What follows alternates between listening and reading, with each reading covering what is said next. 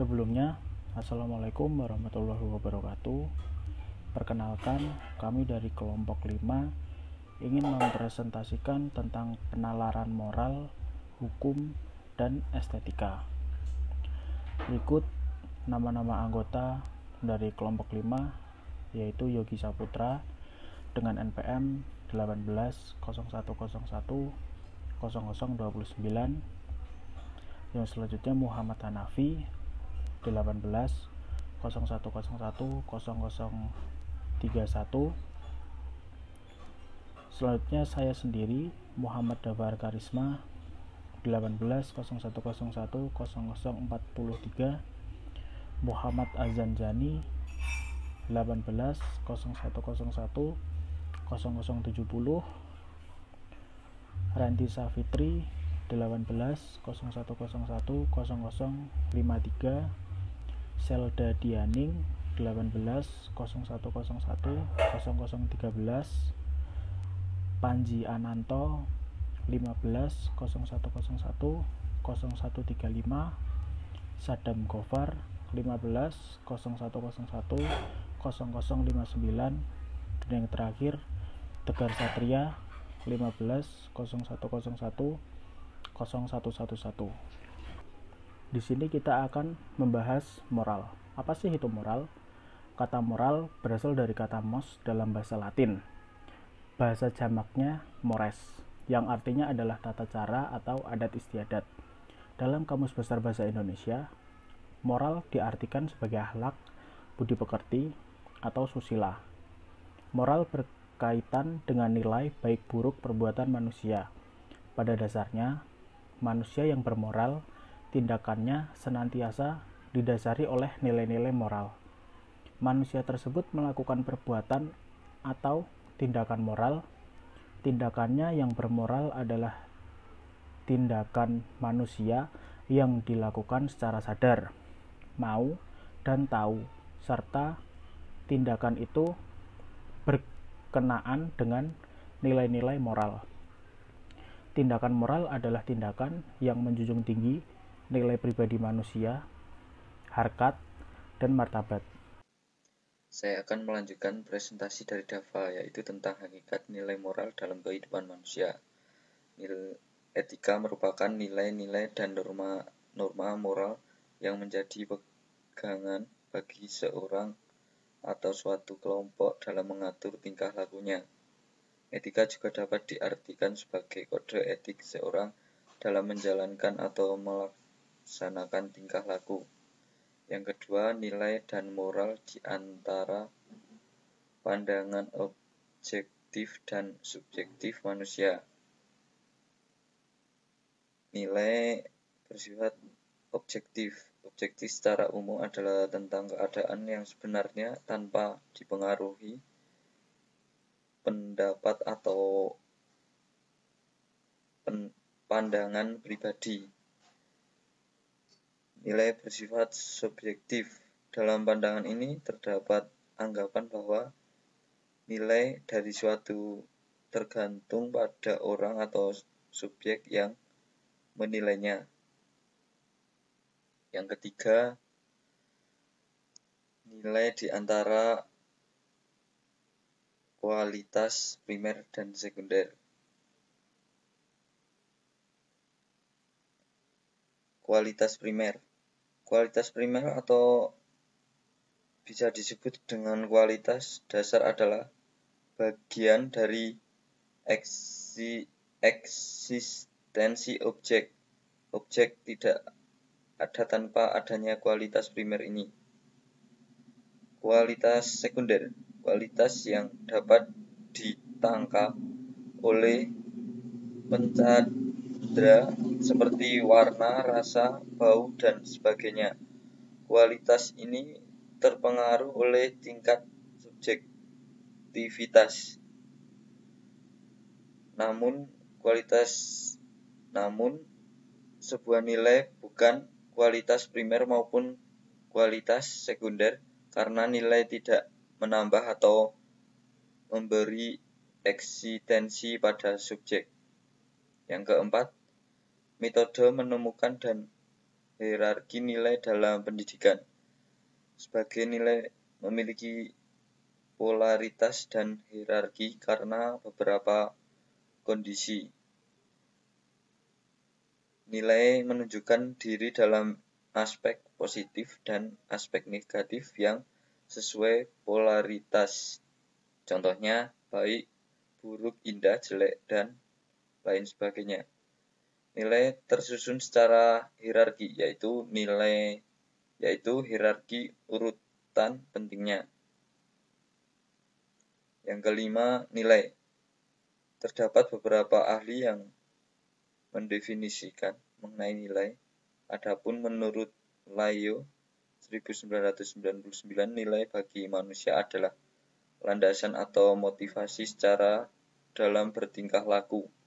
Nilai merupakan sesuatu yang memberi makna dalam hidup, yang memberi acuan, titik tolak, dan tujuan hidup, sehingga dijunjung tinggi dan dapat mewarnai dan menjiwa tindakan seseorang.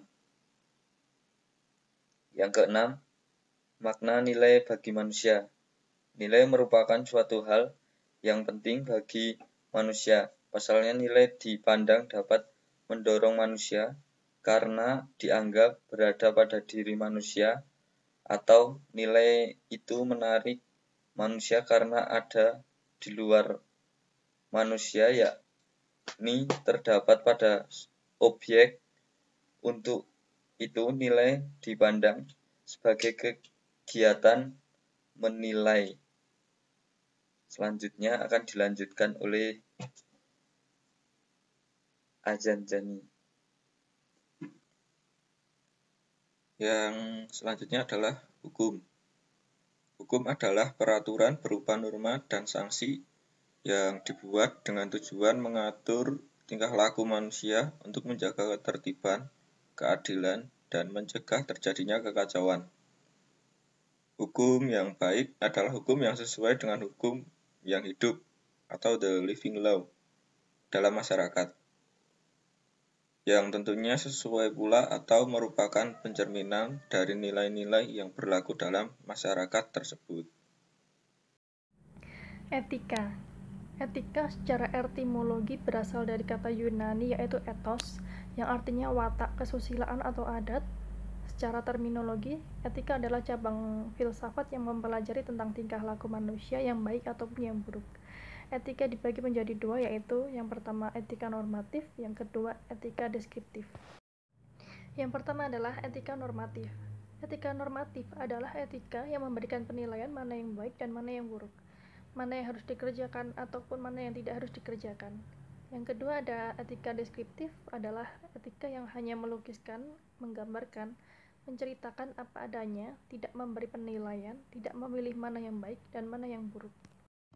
Baik, saya Renti Safitri akan melanjutkan presentasi, yaitu keterkaitan moral manusia dan hukum. Di sini terdapat 3 poin. Yang pertama manusia dan moral, yang kedua manusia dan hukum, dan yang ketiga hubungan hukum dengan moral. Selanjutnya yaitu saya akan menjelaskan poin yang pertama, yaitu manusia dan moral. Tindakan yang bermoral adalah tindakan manusia yang dilakukan secara sadar, mau dan tahu, serta tindakan itu berkenaan dengan nilai-nilai moral. Tindakan bermoral adalah tindakan yang menjunjung tinggi nilai pribadi manusia, harkat dan martabat manusia. Perilaku yang baik adalah perilaku yang sesuai dengan norma-norma moral. Sebaliknya, jika perilaku buruk adalah perilaku yang bertentangan dengan norma-norma moral. Terbentuknya nilai dari hubungan yang bersifat ketergantungan sikap manusia terhadap nilai dari sesuatu, maka manusia akan berbuat sesuatu yang merupakan modal dasar dalam menjalin kehidupan manusia. Selanjutnya akan dijelaskan oleh rekan saya. Manusia dan hukum. Manusia adalah makhluk sosial, yaitu makhluk yang selalu berinteraksi dan membutuhkan bantuan dengan sesamanya. Dalam konteks hubungan dengan sesama, seperti itulah perlu adanya keteraturan, sehingga setiap individu dapat berhubungan secara harmonis dengan individu lain di sekitarnya. untuk terciptanya keteraturan, maka diperlukan aturan yang disebut hukum. Norma hukum adalah peraturan yang timbul dari hukum yang berlaku. Hukum dalam masyarakat merupakan tuntunan, mengingat bahwa kita tidak mungkin menggambarkan hidupnya manusia tanpa atau di luar masyarakat. Manusia dan hukum adalah dua entitas yang tidak bisa dipisahkan. Bahkan dalam ilmu hukum terdapat adikum yang terkenal yang berbunyi ubi societ ibi jas, di mana ada masyarakat, di situ ada hukumnya. Selanjutnya, hubungan hukum dengan moral. Antara hukum dan moral terdapat hubungan yang sangat erat sekali. Ada pepatah Roma yang menyatakan quid lex sing moribus, yang artinya undang-undang kalau tidak diserta moralitas. Dengan demikian hukum tidak berarti tanpa dijiwai moralitas. Hukum akan kosong dan hampa tanpa moralitas. Antara hukum dan moralitas berkaitan. Hukum harus merupakan perwujudan dari moralitas. Hukum sebagai norma harus berdasarkan pada nilai moral. Apa artinya undang-undang jika tidak disertai moralitas? Tanpa moralitas, hukum tampak kosong dan hampa. Norma moral adalah norma yang paling dasar. Norma moral menentukan bagaimana kita menilai seseorang. Suatu hukum yang bertentangan dengan norma moral kehilangan kekuatannya. Sun and the smells one in the solar system. Yang selanjutnya adalah fungsional hukum dan moral. Norma moralitas memberikan patokan kepada kita, dan perbuatan-perbuatan kita agar disebut bermoral harus sesuai dengan patokan tersebut. Tetapi fakta bahwasanya terdapat suatu norma tidaklah membebankan keharusan sesuatu pun mengenai pemakaiannya. Norma memungkinkan kita untuk mengerti apakah perbuatan kita bermoral atau tidak, tetapi tidaklah menurut hakikatnya mengharuskan diri perbuatan kita bermoral. Hukum menjelaskan keharusan atau biasa disebut ougness. Tanpa hukum, kita hanya punya suatu hubungan antara jalan ke tujuan. Yang selanjutnya akan dipresentasikan oleh rekan saya. Baik, yang selanjutnya akan saya jelaskan. Sebenarnya hukum yang baik berasal dari moralitas yang baik, dan moralitas yang baik melahirkan hukum yang baik pula.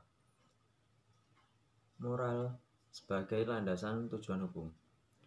Memang kata moral sering dikaitkan dengan keadaan batin seseorang, seperti budi pekerti luhur, keramah tamahan, atau ketaatan dalam menjalankan kewajiban agama, dan semua sikap yang mempunyai kemaslahatan semua orang dan diri sendiri.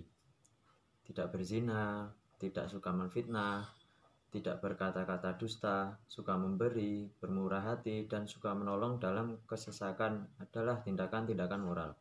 Akan tetapi, sikap semacam itu adalah ideal. Oleh karena itu, moral dalam hal ini merupakan sesuatu yang bersifat operasional. Hukum bersatu dengan moral. Menurut Profesor Dr. Haji Muhammad Rasjidi, hukum dan moral harus berdampingan. Karena moral adalah pokok dari hukum, menurut hukum, moral adalah hukum dalam arti sebenarnya. Menurut Friedman, tidak ada dan tidak pernah ada pemisahan total hukum dari moralitas. Oleh karenanya, hukum yang dipisahkan dari keadilan dan moralitas bukanlah hukum. Hukum membutuhkan moral. Kualitas hukum juga diukur dari mutu moralnya. Sebaliknya, moral juga membutuhkan hukum. Agar semakin terwujud secara lebih pasti dalam perilaku konkret, menghormati dan hak milik orang lain misalnya, adalah sebuah prinsip moral. Prinsip ini diperkuat dalam hukum yang melindungi hak milik. Baik, sekian presentasi dari kelompok kami, kurang lebihnya mohon maaf. Wabillahi taufiq wal hidayah. Wassalamualaikum warahmatullahi wabarakatuh.